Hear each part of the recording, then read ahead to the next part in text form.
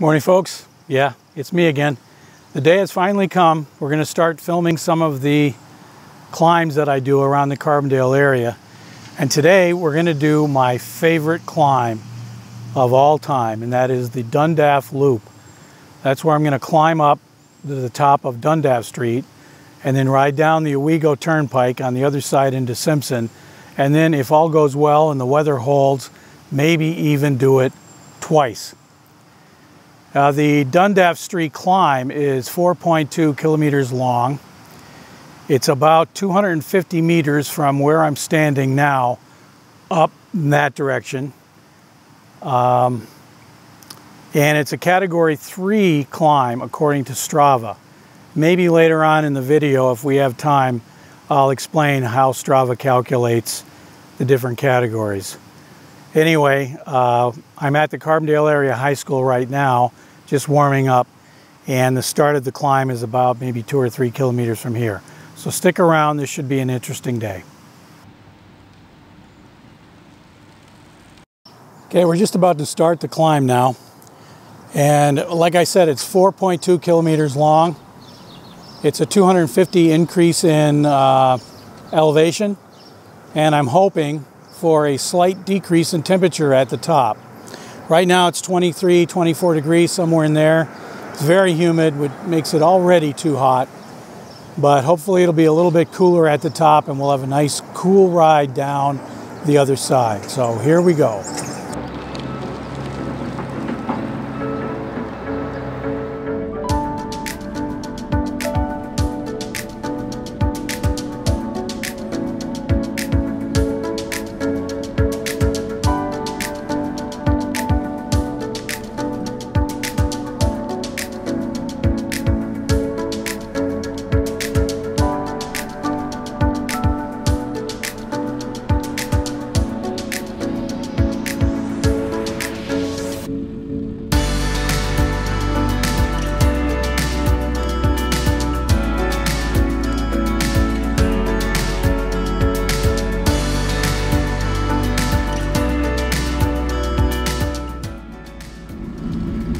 Okay, that was our first false top. We're in the second section of the climb now. This is the steepest part.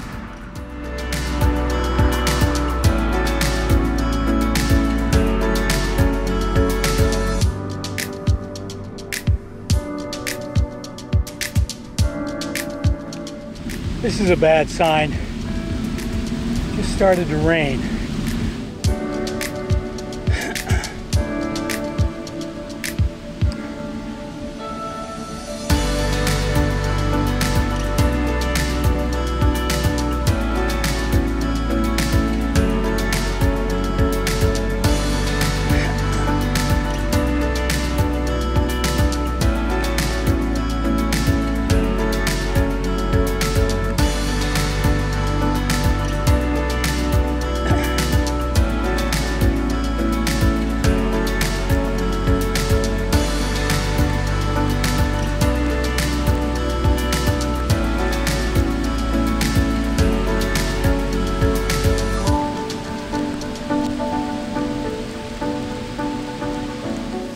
Okay, normally I wouldn't mind riding in the rain. The only problem is I'm on a hill, which makes the going up a little bit easier because it's cooler. But the coming down, it makes that ridiculously dangerous because brakes, I have rim brakes on my bike and they do not work well if they're wet. So I think what I'm going to do, I'm going to wait here for a little bit. I'm about 2.8 kilometers into the climb, so 4.2. That means I've got about 1.5 kilometers left before I get to the top. If it's still raining in a few minutes, I think what I'm going to do is just turn around and go back, because I don't want to take a chance on riding down the Owego Turnpike with wet rims. You probably won't hear from me again if that happens. Well, good news is that the temperature has dropped to 19 degrees. I don't know if you can see this here. That's the Garmin, registers time of day. This bottom number is how far or how long I've been riding. And then this number here is the temperature, current temperature.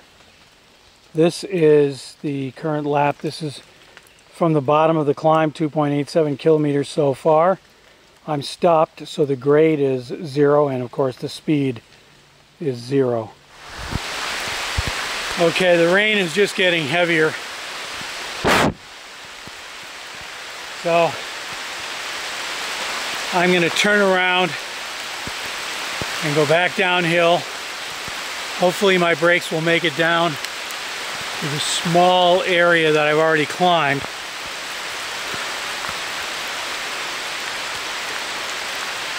We'll have to try the Dundaff climb some other day.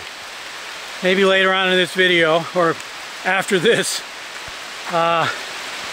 we'll get into how Strava calculates different categories of climbs. So right now I'm going to wait until the rain lets up a little bit, then head downhill. It shouldn't take me long to get back into Carbondale. I'm not that far from home. But I'm going to wait a bit for the rain to stop, and we'll record the hair-raising ride back down to the bottom of the hill.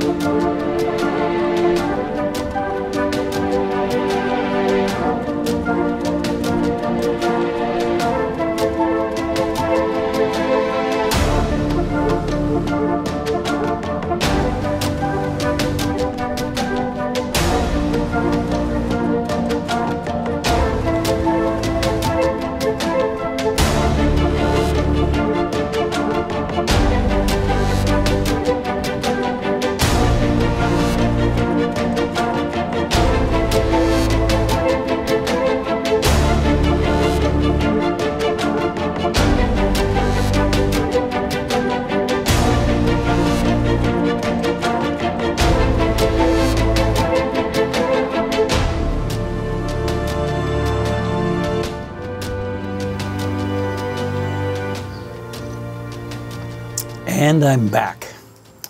All right, it looks like the rain did not, well, it didn't rain here in town, but it did rain up on the mountain. So I'm kind of thinking that I was in a, what my brother would term a microclimate. Anyway, like I said, let's take a look at how Strava categorizes climbs. I prepared some amazing looking slides, and as you can see from this first one, it simply explains how percentage grades are calculated. You've heard me say that a hill is a 5% grade or a 16% grade, like the last video where I was going to Sarnosky Park. And that's calculated simply by dividing the distance traveled forward divided by the height traveled up. So in the example here, we have 100 meters distance traveled forward and a 5 meter distance traveled up, and because of the math it gives you a 5% grade. The Sarnosky example that happened in a previous video. We traveled 100 meters forward and at the same time rose 16 meters. So that gave us a 16% grade.